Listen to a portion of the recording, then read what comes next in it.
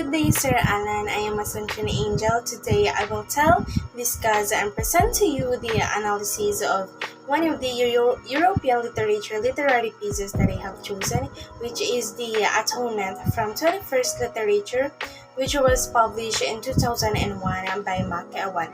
I will tell first a short brief background about the author.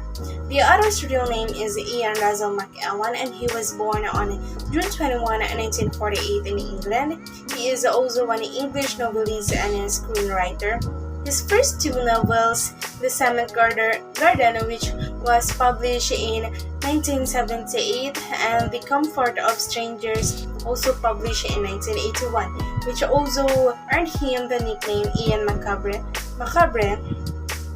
His novel Atonement garnered acclaim and was adapted into an Oscar-winning film featuring Keira Knightley and James McAvoy.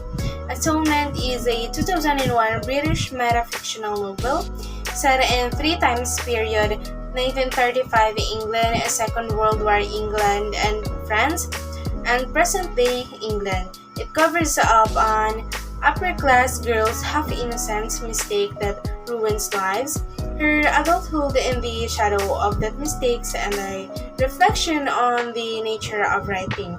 He has so many novels that he writes, but all of these that I say are just some of his works. The theme is guilt and forgiveness. Guilt is a primary theme of Atonement. After she realizes that the damage that her callous testimony has wrought, Briony spends a lifetime burdened by her guilt and attempting to atone for her misdeeds. Instead of going to college, she becomes a nurse, perhaps spending a duty to help soldiers like Ruby. This novel is really worth watching, but sad to say this is not available on YouTube to watch for free. The story of Atonement is about how a young girl's desire to become an adult and her vivid imagination lead her to make a mistake that is partially innocent but has devastating effects. The novel delves into the difference between childhood and adulthood, the nature of perspective, the pull of regret, and perhaps most explicitly, the power of narrative. The structure of the novel, which refers to the narrative fictional nature, makes this theme abundantly clear as a work of metafiction. The majority of the book is told from a third-person perspective. The first part of the book is told from the viewpoint of various members of the Tallis, Quincy, and Turner families. The second part is told entirely from Ruby's point of view, and the third part is told entirely from Briony's point of view. The fact that the book has been Briony's attempt to atone for the consequences of her childish mistake is only made clear in the epilogue. It demonstrates how powerful stories can be to read about Cecilia and Ruby and become invested in their fates only to discover that they never did. Briony, who is 13 years old, is on the edge of childhood and adolescence and believes she is prepared for adulthood. When she sees Cecilia and Ruby by the fountain, the triggering event in the novel intensifies this feeling. Briony realizes that she does not fully comprehend certain situations as she watches them interact. Briony is irritated by this realization, but she recognizes that it can serve as an inspiration for her writing. Shauna Briony's naivete, despite her desire to mature, reveals itself in her response, as does her perception of the world through a narrative lens.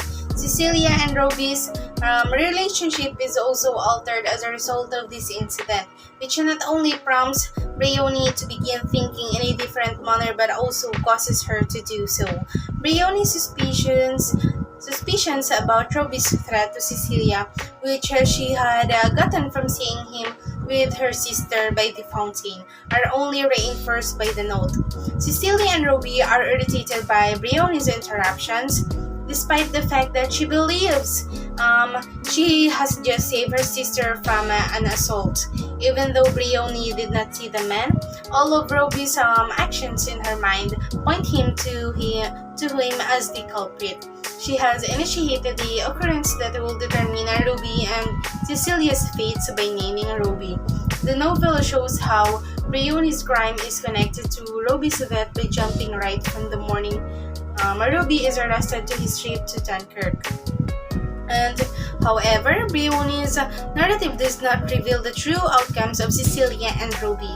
She then talks about the horror she sees in the hospital and how she trained to be a nurse at the start of the war.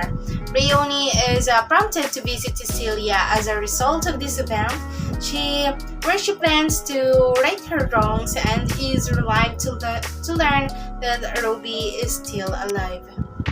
As for the conclusion, Brioni suffers from guilt for the rest of her life and tries to make amends for her wrongdoings once she realizes that the harm that her intentive testimony has caused. She decided to become a nurse rather than attend college because she may feel compelled to assist soldiers like Ruby. This movie completely captured my attention. The script is written very well and the story moves quickly and carefully. The young Brioni's lie, which was not made with malicious intent but with other complex motivates, become the overriding theme as we see the consequences of her false testimony. There is no doubt about what the truth is. In retrospect, the movie's play with time and reality is a little puzzling, but that's probably how the novel was written. Nonetheless, this is a superb feature film that is certain to receive accolades. And that is all for my analysis about this Atonement by McEwan, Sir Alan. And thank you for listening and watching.